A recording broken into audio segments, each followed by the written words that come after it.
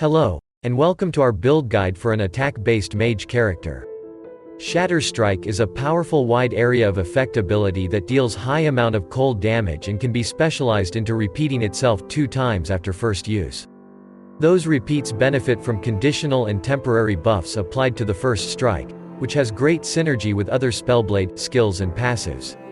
For example, the Firebrand ability is a quick and mana-free attack that grants you a stacking buff that vastly improves your critical strike chance and multiplier of the first non-Firebrand skill used shortly after. It will also accumulate stacks of Blade Weaving, which grants you more damage with your next mana-consuming ability. With a little build-up, you will be able to deliver a powerful burst of damage using the Shatter Strike. This alternating playstyle also helps with the mana sustain, as constantly using only the Shatter Strike would quickly drain your resources. The Mage class specializes in Ward, which is a temporary magical shield that protects your health from incoming damage and tends to quickly decay over time. With enough investments in the passive tree in your gear, you will easily get around 2000 Ward constantly protecting your health.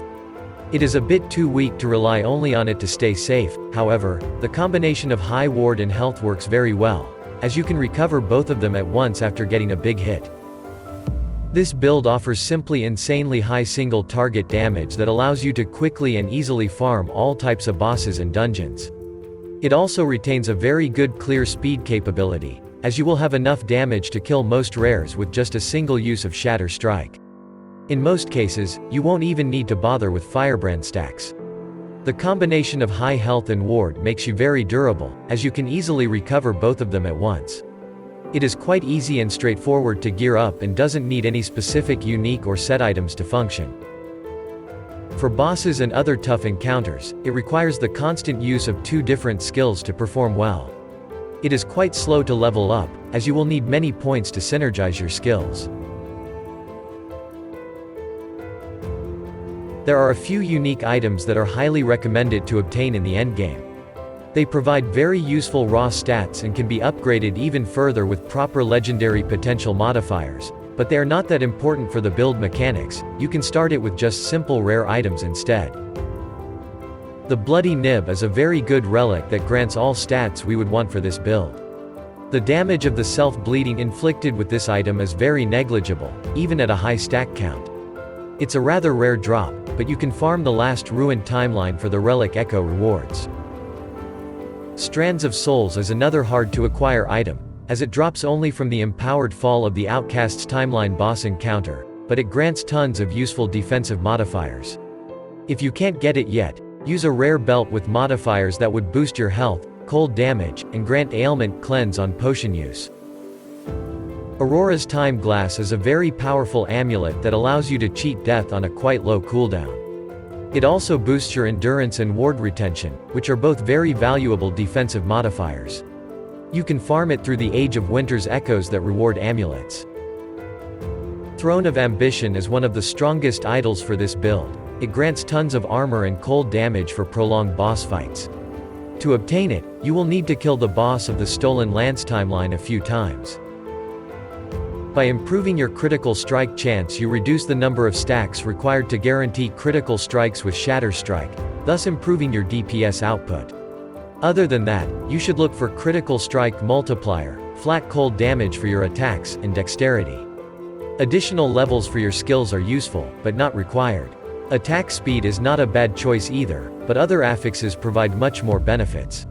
Similarly to that, the increased elemental damage modifiers are also good, but you will get a lot of that stat via other means anyway. For your weapons, the crystal sword or katana are the best bases you can get.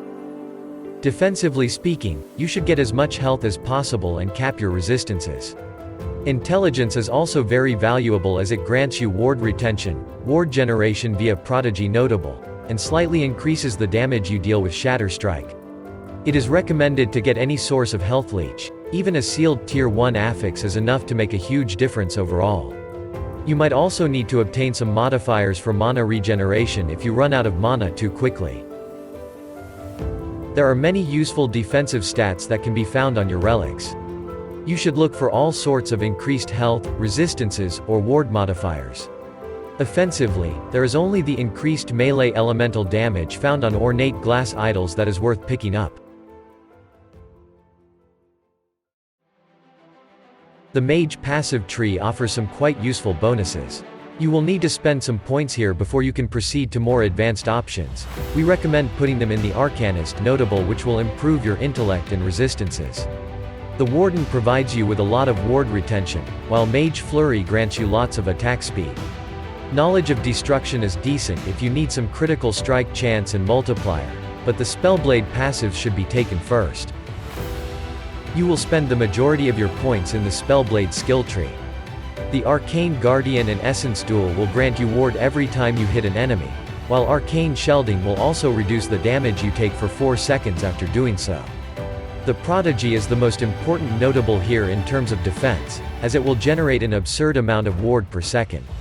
The Gemini allows you to dual-wield swords, but also increase the damage you take in return. The Volca's Razor improves your Shatter strike by a respectable amount, but the most damage comes from the Blade Weaver notable. The amount of points spent on that notable depends on your critical strike chance, which we will explain more about that later.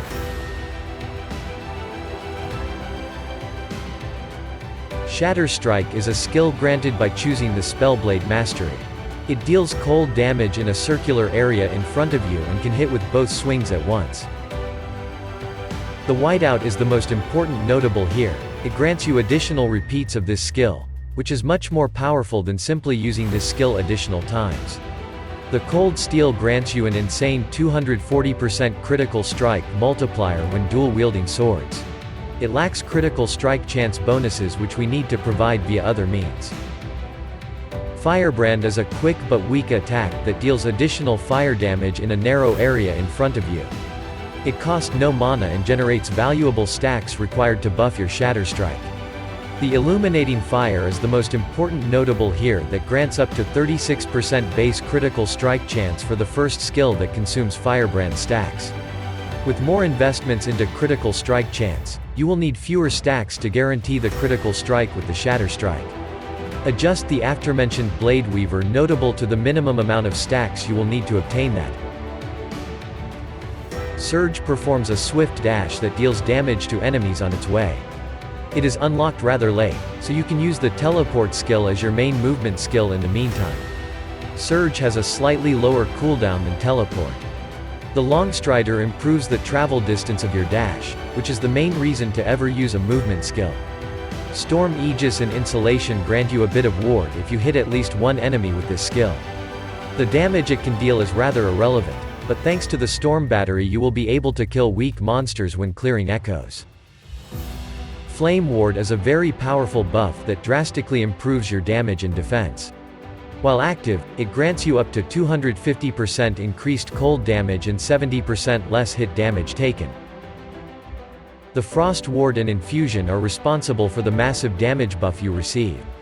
On the other hand, Barrier more than doubles the defensive property of the Flame Ward. Dilation adds an extra second to the duration of this skill. Enchant Weapon is a powerful buff that grants you a remarkable amount of damage for your attacks.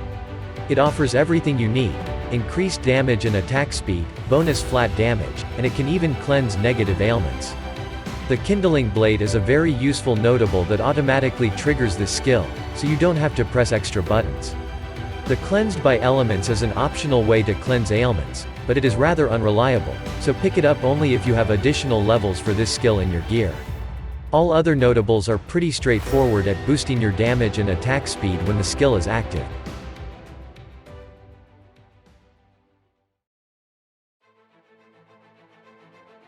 In the Black Sun timeline you can get very potent bonuses to your critical strike chance and damage. Optionally you can use the Void Resistances if you don't have any of them on your gear. You don't have many ways to improve your armor other than the blessing available in the Age of Winter timeline. You can also pick up Cold Resistance Shred if you prefer a more offensive approach. Spirits of Fire Blessing that grants endurance or flat armor seems to be the most universal choice there. Fire resistances are also useful if you can't get them otherwise.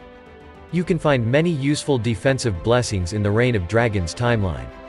If you don't have it anywhere else, pick up Leech as it grants you tons of survivability. Otherwise, take the resistances you lack the most. There are a few options available in the Ending the Storm timeline. The one that increases your cold damage is preferable, but ward per second or lightning resistances are also decent. We hope you enjoyed this video. If you want to see more of our content, be sure to leave a like and subscribe. Have a good day, and see you in the next video.